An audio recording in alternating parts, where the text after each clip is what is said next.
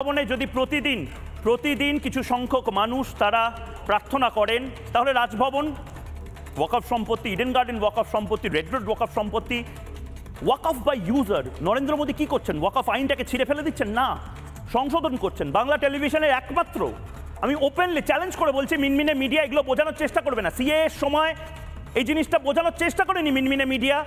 Republic Bangla দায়িত্বশীল সংবাদ মাধ্যম হিসেবে আজ শুরু করে দিল বাংলার মানুষকে সহজ ভাষায় ওয়াকফ আইনে কি সংশোধনী আনা হচ্ছে সেটা বোঝানো। কারণ আমরা জানি, আমরা আশঙ্কা করছি বিরোধীরা আবার শাহিনবাগ স্টাইলে গোটা দেশকে খেপিয়ে দেওয়ার চেষ্টা করবেন। কোন কোন জায়গা ওয়াকফ সম্পত্তি বলে দাবি করা হয়েছে? কলকাতা বিমানবন্দরকে ওয়াকফ সম্পত্তি বলা হয়েছে, রাজভবনকে বলা হয়েছে, ইডেন গার্ডেনকে বলা হয়েছে, মহাকরণকে বলা হয়েছে। এই সমস্ত জায়গা দেখুন, এই ছবিগুলো ভাবতে পারছেন? ওয়াকফ বাই ইউজারের সংস্থানে এই সমস্ত জায়গাকে দাবি করা হয়েছিল। এমনকি আমি অতিথিদের কাছে যাব, কিন্তু তার আগে আমি আপনাদের এটাও একটা টিজার দিয়ে দিচ্ছি। শ্রীরামচন্দ্রের জন্ম ওয়াকফ সম্পত্তিতে হয়েছিল, কারণ অযোধ্যার শ্রীরাম জন্মভূমির যে জায়গাটা সেটাও নাকি ওয়াকফ সম্পত্তি। হ্যাঁ, শ্রীরামচন্দ্রের সময়ও নিশ্চয়ই ওয়াকফ ছিল। হাসি পাচ্ছে? আমি সিরিয়াস বলছি। ময়ূকের কফিতে কিছু মিশিয়ে দেয়নি কেউ। আমি সিরিয়াস বলছি, এটা হয়েছে। শ্রীরামচন্দ্র ওয়াকফ সম্পত্তিতে জন্মগ্রহণ করেছিলেন। এইটা ওয়াকফ বোর্ডের যারা সদস্য তারা বলেছেন, ইমামরা বলেছেন। দেখুন, ফুল ফ্রেম গ্রাফিক্স দেখানোর জন্য বলবো। শ্রীরামচন্দ্র, রামের জন্ম ওয়াকফ সম্পত্তিতে। রাম জন্মভূমি নাকি ওয়াকফ জমিতে হয়েছিল, মুসলিমদের জমিতে নাকি ছিল রাম মন্দির, এবং সে কারণে ওয়াকফ প্রপার্টি রাম জন্মভূমি 2.77 একর জমি নাকি ওয়াকফ বোর্ডের।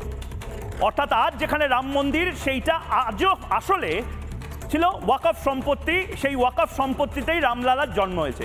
আজব দাবি ছিল সুন্নি ওয়াকফ বোর্ডের। ভাবুন, কৃষ্ণ জন্মভূমিও ওয়াকফ সম্পত্তি, আপনারা বোধহয় জানেন। পরে মীমাংসা হয় সুপ্রিম কোর্টে, এবং সুপ্রিম কোর্টে যখন মীমাংসা হয়, অনেকে এই ইতিহাসগুলো, মিনমিনেন চ্যানেল হাসতে হাসতে ঘণ্টাখানেক এই ইতিহাসগুলো বলবে না হয়তো, কিন্তু সুপ্রিম কোর্টকে বাধ্য হয়ে এটা নিয়ে আলাদা করে জমি অ্যালট করতে হয়েছিল। আমি ওপেন চ্যালেঞ্জ করছি, এটা যদি ভুল প্রমাণ কেউ করতে পারবেন না। এবার আমি যারা অতিথিরা রয়েছেন তাদের কাছে এক এক করে আমি আবারও বলছি, আজকে কোনো বিতর্ক নয়। যারা রয়েছেন, বিদগ্ধ মানুষজন রয়েছেন, কংগ্রেসের তরফ থেকে প্রতিযুক্তি দেবেন, বিজেপির তরফ থেকে যিনি রয়েছেন তিনি সরকারের যুক্তি দেবেন। বাস্তবটা বোঝানোর জন্য আইনজীবী নিয়ে এসেছি। মানুষদার কাছে, যেহেতু অনলাইনে অনেকে রয়েছেন, মানুষদার কাছে প্রথমে যাচ্ছি। মানস ভট্টাচার্য এই মুহূর্তে। মানস ভট্টাচার্য, ওয়াকফ নিয়ে আমরা প্রতিদিন কথা বলি। ওয়াকফের মজাটা বা ওয়াকফের এমন কিছু কিছু দিক যদি একটু বলেন, যেটা চমকে দেওয়ার মতন, নড়ে চড়ে বসবে আজ বাঙালি, যদি একটু বলেন। আমার এক হাতে সংবিধান আর এক হাতে ওয়াকফ বোর্ডের সমস্ত কপি, 1913 থেকে শুরু করে 2025 পর্যন্ত যতবার অ্যামেন্ডমেন্ট হয়েছে সব কপিগুলো আমার কাছে আছে। প্রথম কথা হচ্ছে যে এই ওয়াকফ আইন সংবিধানে কোথাও নেই।